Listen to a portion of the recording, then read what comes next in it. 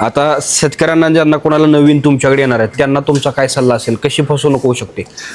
शेतकऱ्यांना आमचा सल्ला असा असेल की तुम्ही आमच्याकडे या, आमच्या म्हशींचं दूध बघा आणि आमच्याकडे आल्यानंतर तुमचं नुकसान किंवा तुमची फसवणूक होणार नाही याची आम्ही गॅरंटी घेतो. आम्ही आमच्या म्हशींचं आम्ही जे सांगाल तेवढं दूध तुमच्या गोठ्यात काढून देतो. ती आमची तुमच्या गोठ्यापर्यंत म्हैस पोस्ट करायची, तुमच्या गोठ्यात जाऊन तेवढं दूध काढून द्यायची आमची जबाबदारी असते.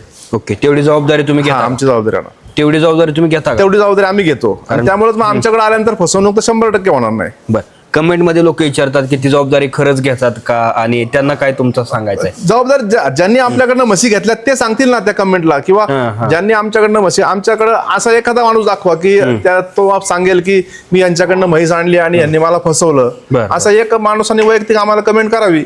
बरं बरं, म्हणजे तुमच्याकडे असा माणूस आम्ही छातीठोकपणे सांगतो की असा माणूस शोधून सापडणार नाही की जो आमच्याकडनं म्हैस घेऊन गेलाय आणि त्याची फसवणूक झाली आहे. ओके, म्हणजे महाराष्ट्रातलं खात्रीशीर तुमचं आमच्याकडनं म्हैस घेऊन गेला आणि त्याचं नुकसान झालं असा माणूस तुम्हाला शोधून पण सापडणार नाही. ओके.